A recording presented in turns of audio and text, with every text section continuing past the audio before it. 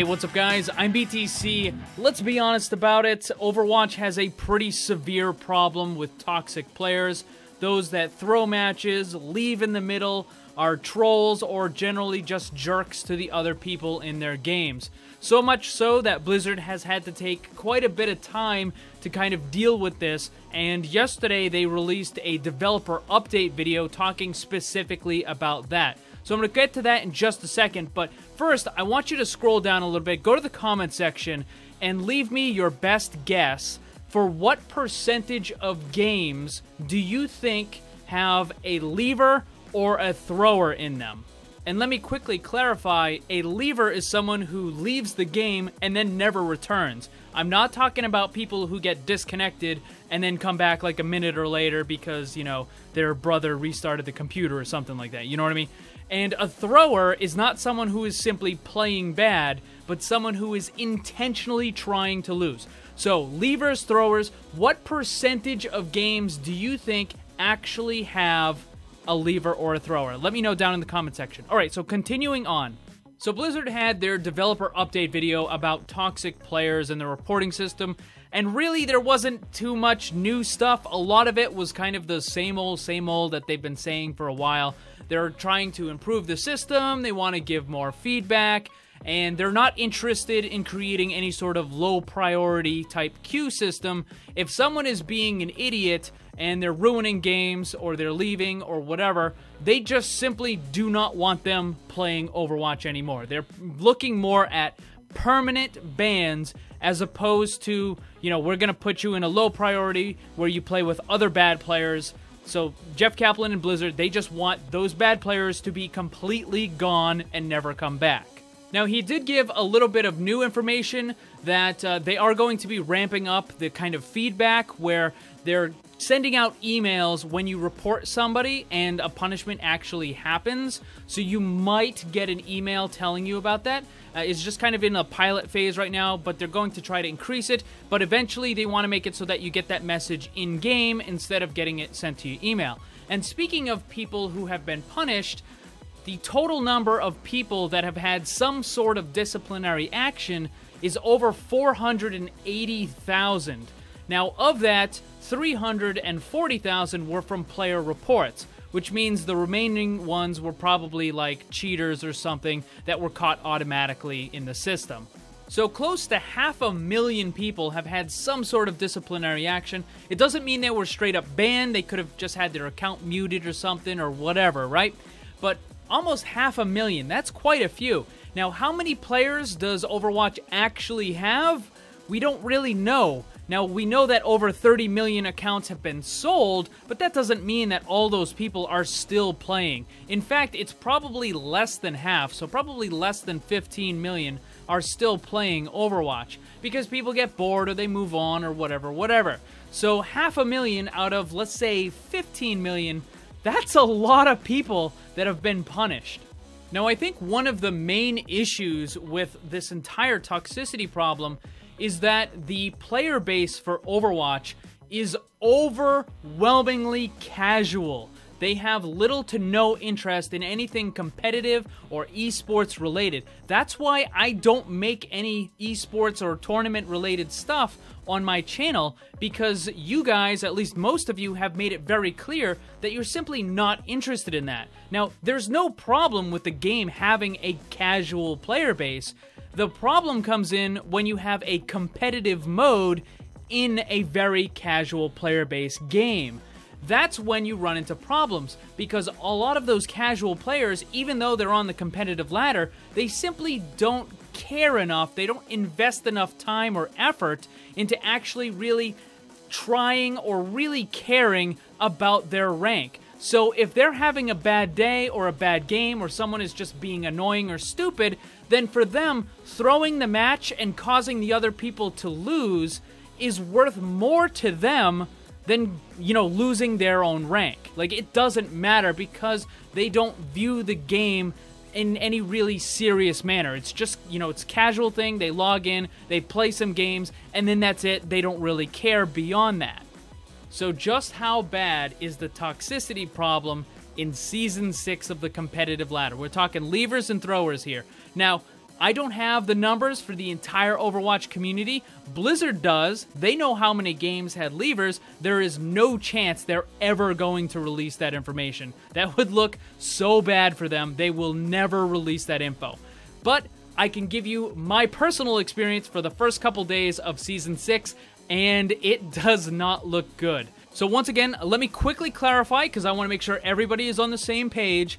A leaver is someone who leaves in the middle of a game and then never returns, thus leaving that team to lose. That doesn't count as people who start at the game and then get disconnected right away and then the match gets canceled, or people who get disconnected and then rejoin. Those are not leavers. Someone has to leave in the middle of the game and never come back. That's a leaver. Next is throwers. This is not someone who is simply playing an off-meta character or simply playing bad.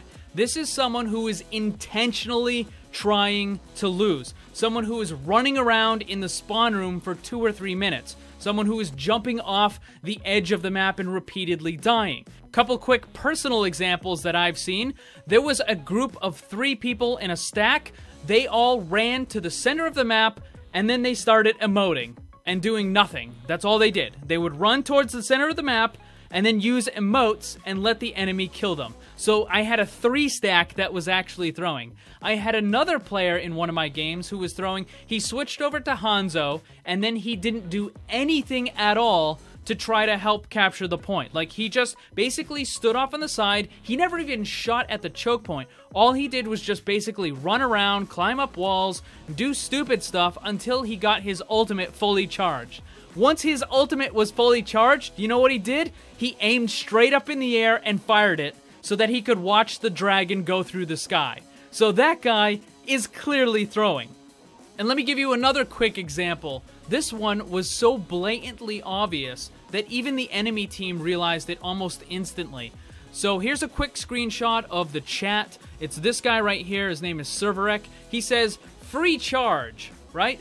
And then the other guy, Ziegler, he says, "Your hog is throwing." Ziegler was on the enemy team.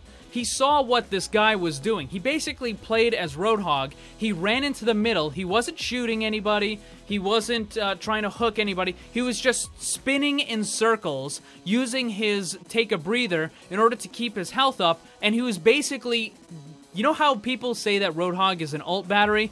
That's what this guy was literally doing. He was only standing there and giving the enemy team ult charge. So, and then we have another guy saying, winnable. This guy says, yeah, and he did the same thing last game. So apparently this Serveric guy or whatever was upset with a player in his previous game, and he saw that he was in the game again with the same person. So immediately at the beginning of the match, he decided that he was going to throw, and that's what he did. He played as Roadhog. He spent the whole game just giving the enemy team free ult charge. Now, I know me and most of my team reported him. I'm pretty certain most of the rest of the team reported him.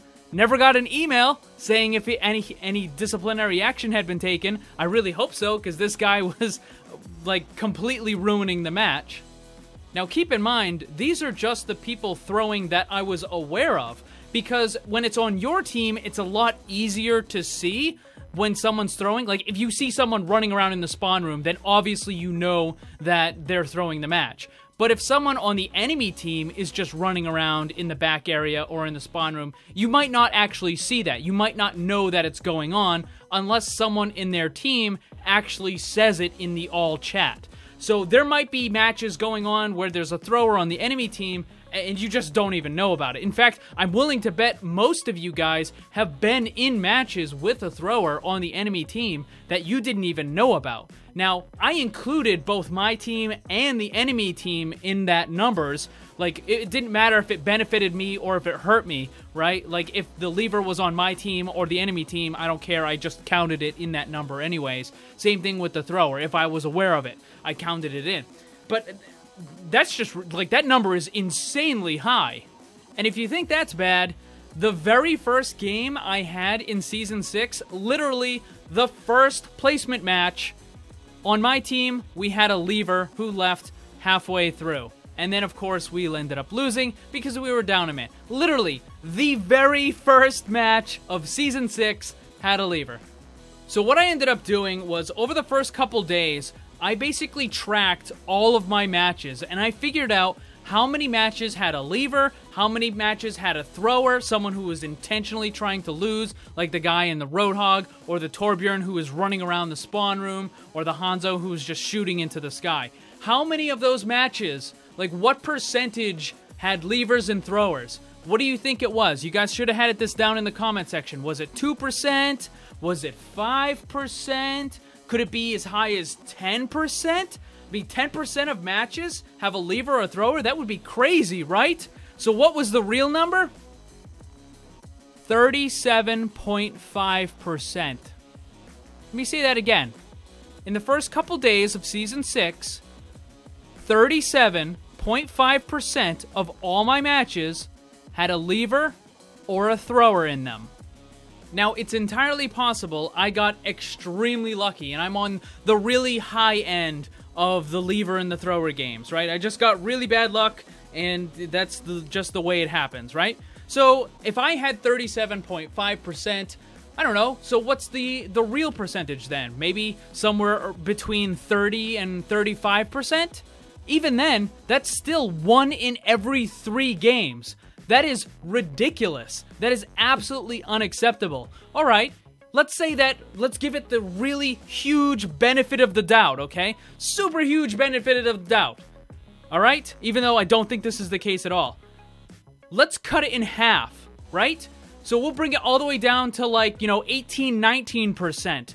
If even 18, 19% of games have a lever or a thrower, that's still pretty much 1 in 5 games are ruined because someone decides to rage quit, or someone decides to basically just throw the match because they feel like throwing a temper tantrum because they're not exactly getting their way, or because someone isn't playing the way that they think they should be playing, or there's a character on their team that they don't like or something.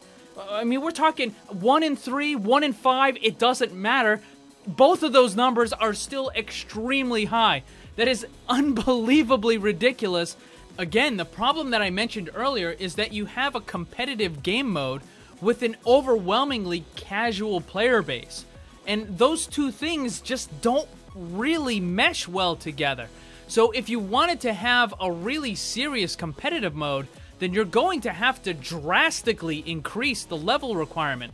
I'm talking like level 150, level 200, something really, really high to make people say, okay, you can't just buy a new account. You can't just get an alternate or a smurf or something like that in order to jump back into competitive if this one account gets banned. Like, you have to kind of take it seriously.